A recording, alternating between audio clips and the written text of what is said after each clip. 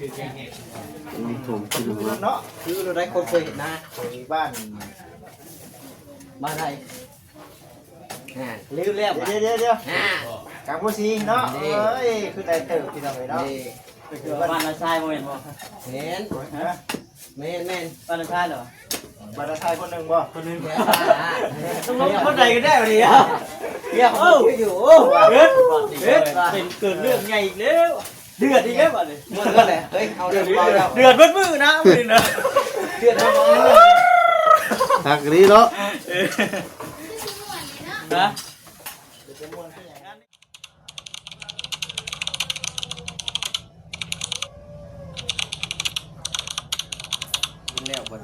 เอาเลยเนาะเปิดภาพเปิดคลิปมาทางน้องบอยผัวน้องเต๋ว่าสันก็ว่าแม่คนเรากำลังกันสะขีดินลงไปพี่น้องเลยเนาะพากันนั้นเอาท่ออย่างลงไปแล้วกันยังจะได้พากันสะลงอีกกี่ดอกยังหลายตัวสะนี่ง่ายได้เบิดไว้ตัวสะเลยโอ้ช่างว่าแท้3 มื้อพุดดิสะนี่แป๊บเดียวเต็มนะทางโลกพุดพุ่นไหนบ่เห็นเลยลองสะเลยก่อนบอยน้องบอยอยู่ว่างั้นแล้วขอสะไปเถอะเล็กน้อยผมเมื่อนี้แล้ววันนั้นก็จงไว้สร้างประเทศยังแดดอยู่ได้สำนีกันเลยเนาะบ่าย2บ่าย3ก็ยังแดดจ้าอยู่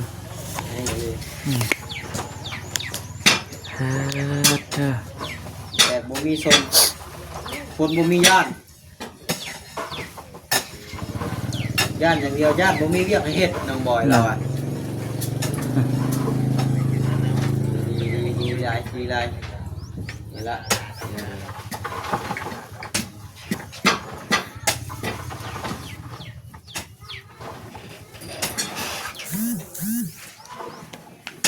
เด็ดให้ไปย่านน้องบอยว่าย่านแต่มันบ่แดดเจ้าเรือเจ้าเนาะขุดออกมาเรือคุมมันจะขีดินเรือน่ะเรือขีดินนั่นขึ้นมานี่คอยว่าเรือไปว่าดอกบักคำเป็นว่าขุดขุมกี่ดอกก็ยังขุดขึ้นมาปฐมลงไปเรือเป็นเท่าไร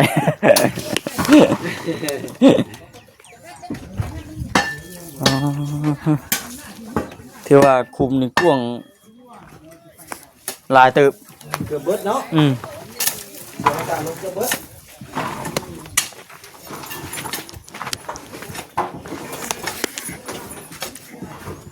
ย่านแต่บ่เรือแต่บ่ย่าน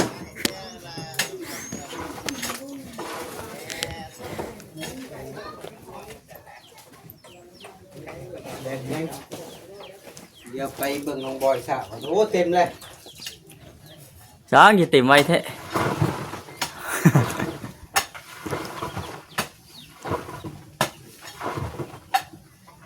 เห็นว่าฝนตกฝนยังลงมามันเสียโยบอีกฝนตกลงมาก็โยบเบิดโยบเนี่ยเขาเคลียร์ลงไปคือว่าเต็มไม่ใช่หมดฝนตกมาห้ามมันโยบเบิดขอบขางมันดีเคลียร์ลงไปอีก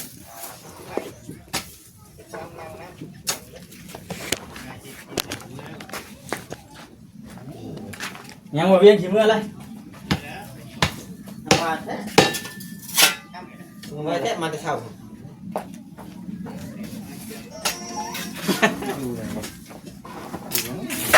คนที่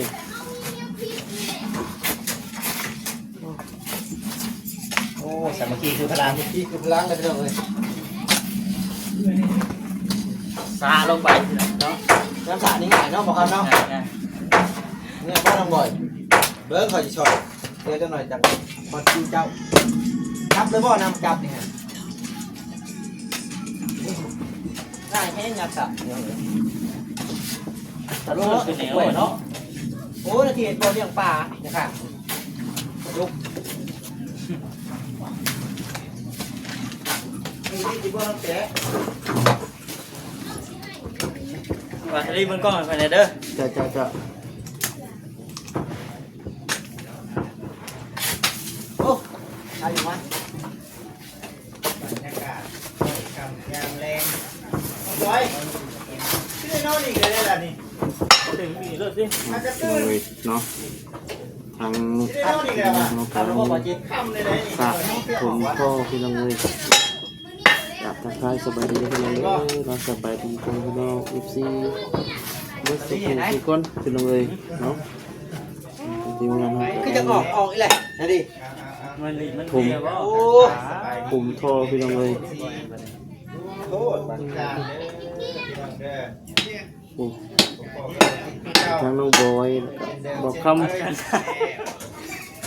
มเดลว่าคนไทยน่ะเป็นได้น่ะ กินด้วยฉันนี่บ่ ใบชามใบชีนั่นจุ๊บให้มันได้แค่บ่ดินมันจะไปดิน ทางบอกคำน้องบอยว่าเอ็นเครื่องเนาะร่างผมมาทอข้างหน้าพี่น้องเลย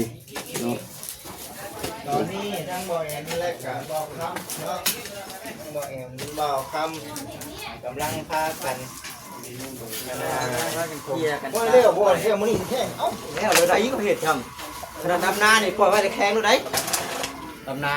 ปากบ่ได้ เล่น หน้าคอยทำมันเป็นขี้ชายจนไปเจอ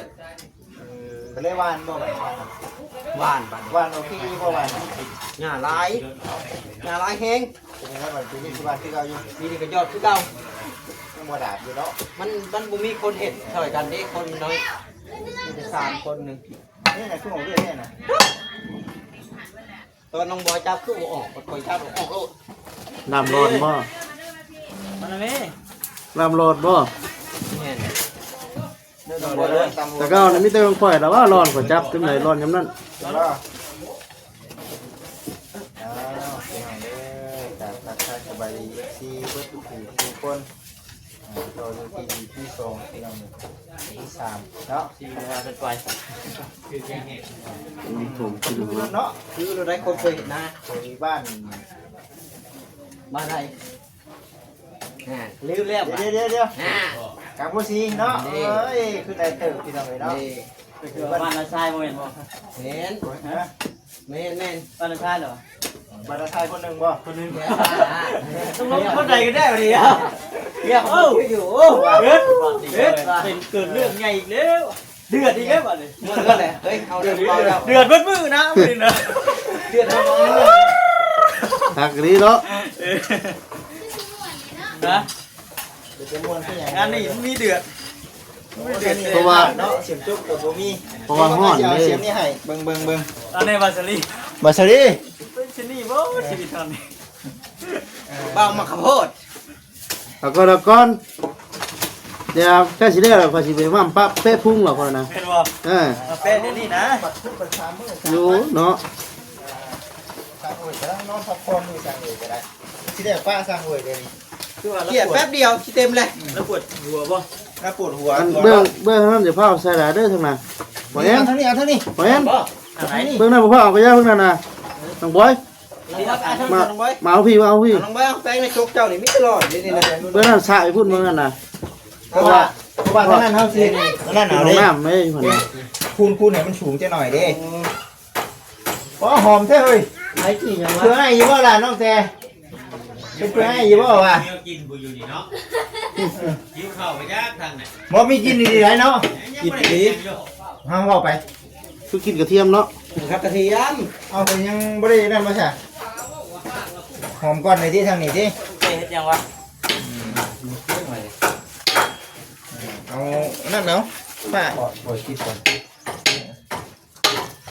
เอาช่วยๆบ่ครับช่วย ช่วยไปแล้วนะ ๆช่วยเด้อ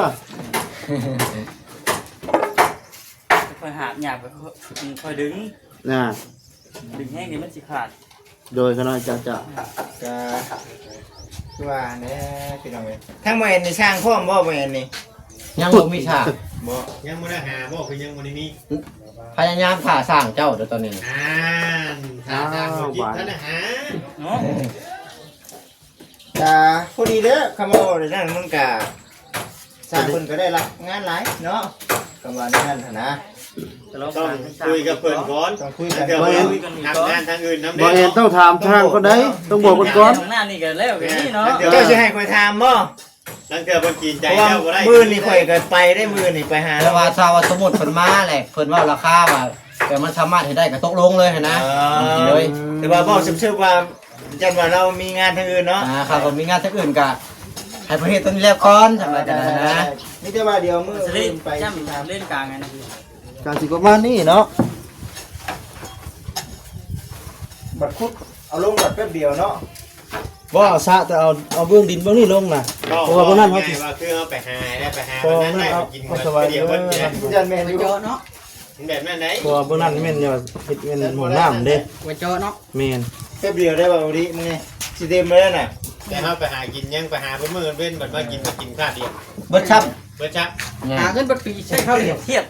เบ็ดเดียวก็เป็นหาเงินเลย ปวดหัว นี่เนาะขนาดซื้อ แม่บอกอยู่มันปวดหัวย้อน ซื้อเครื่องอยู่หมดเท่าไหร่เบิดเท่านี้เท่าไหร่ได้ บอกให้เอาใช่เพราะว่ามันมึนมักบ่ใช่ มันบอกว่าจะได้ใช่นะวันนี้โอ้ยก็บ่สบาย มันสบายพี่น้อง เจ็บหัวได้เจ็บหัว เบิ่งมันสิครับเปลี่ยนนมบด สิชอนบ่ บ่ถ้าเปลี่ยนแล้ว ตาเปียก ถ้าเจ็บหัวได้จ้ะ ผมนะ ช่วยก่อน เปลี่ยนกันออกเปลี่ยนกัน นั่งเศร้าเมื่อย หลายคนอยู่เนาะแต่เอาท่อลงยังคือเดียวเนาะ เพราะแป๊บเดียว บ่ได้เช้าคนเมื่อยวะ หลายคนมันดี ดีใจพี่น้องเลยดีใจดีใจ มันจะมาเพิ่นมาเฮ็ดนี่ก็บ่เฮิงปานใดดอกประมาณ 3 มื้อ 3 มื้อน่าจะได้ ประมาณนั้นเลย คำว่าไว้เปล่าบ่ติดคัดอย่างไร ของ ไม่แล้วรอก3 มื้อ แล้วแห้งบ่ทันคานแห้งบ่ทัน บ่ได้ได้กับมาแต่เช้าเนาะ จริงอีดิ เด็ก มา เนาะ แต่เช้าได้หากคอยว่ายันติดคัดย้อนว่าอยู่บ้านคนสว่างกูเนาะ ก็ยันมีบุรี มันบ่นั่นวะ มามือมาแล้วอยากเวียก นั่นคือเพิ่นมีทางเฮ็ดอยู่ที่เอ้ย บ่มีแต่ว่า เฮ็ดแบบว่าก้าแล้ว ท่านเป็นอะไรก็บ่คิดสิบอกคนเด้ง ผมเห็นเขามันแล้วได้เลย สิบอกคนเด้ง ค่อยเทียนยุดอยู่ได้บัดเอามาบอกข่อยเขาข่อยเป็นครูข่อยแบบนี้เด้ ครูบ่ พี่ครูเลย ครูบ่ ทำทั่วอะไรอย่ายุดด้วย ช่วงนะพี่ครูบ่ พี่ครูเท่าไหร่ ทุ่มมาแล้วได้ ไม่ได้ ไอ้เรากินข้าวปลาหมึก ไม่ได้ รถกระหมแล้ว ลูกของผม เด็กเนาะ จะว่าเพิ่นนัดกับมาจอยไปจักคือขึ้นไปซิมกันน้องแม่มแม่มกิน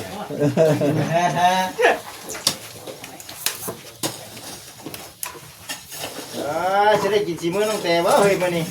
เห็นยังเมนูยังไง เลิกยังมีกินนะบ่ มีกินได้เฮ้ย ผัดกะเพราอ่ะ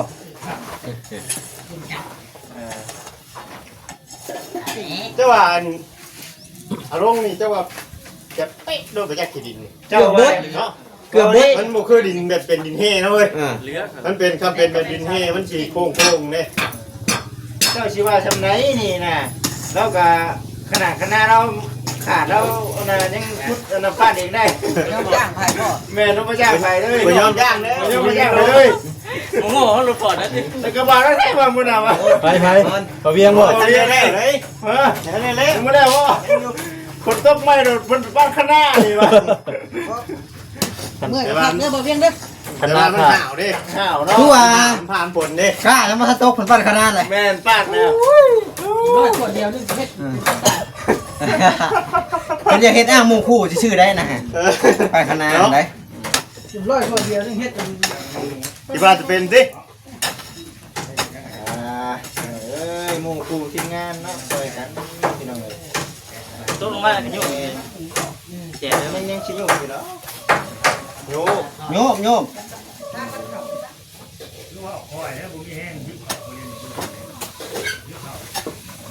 โอ้เนาะเบิ่งก่อนทอดมุ้งไว้ไปนี่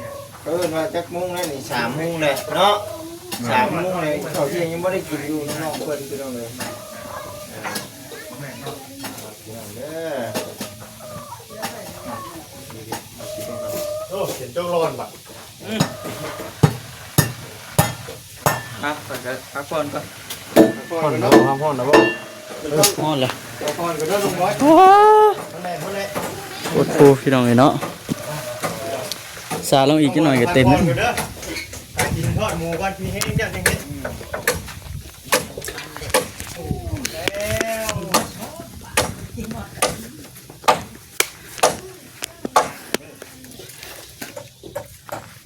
เสียบได้ไหม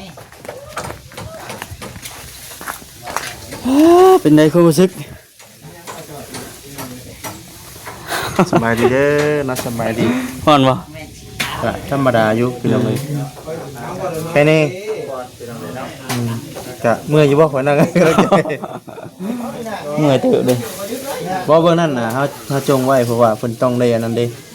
ต้องได้อันก็เอาท่อนี่ทั้งบ่จิตซื้อมาแล้วบ่จิตท่ออันร้อยจะซื้อมาได้ เดี๋ยว ข้างได้น่ะ เจ้าหน่อย ข้างนั้นบ่ เว้น เฮาเจาะตัวกลางนี่เด้เจาะใส่ท่อ สั่ เด้ งมาก่อน พ่วง เอ เด้ อ สั่งมาเขาจึง สั่งมาบ่ สั่งมาเขาจึงเก็บก็ได้ อืม ให้ทางเพิ่นออกความคิดเห็นก่อนเพิ่นน่ะเนาะ โทรยาหรือว่าได้อารมณ์แล้วพี่น้องเนาะมันก็เป็นเป่าแถวนี้นะบัดนี้เนาะ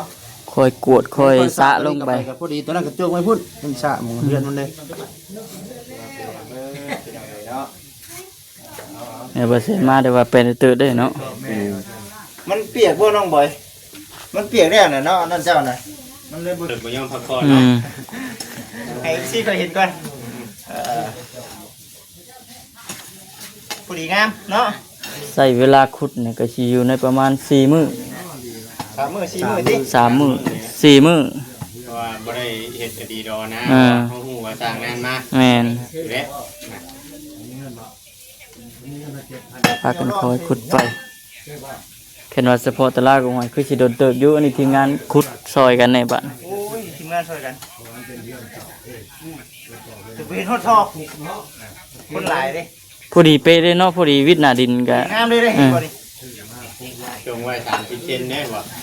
มี ขอ เนาะ งเฮาเฮ็ดอยู่กับเพื่อนน่ะจนเที่ยงเลยเนาะว่าจิเนาะ โจกไว้ เต็ม เช้าเล เด้ ย คุดเกินเด้ ตาเส้นเอา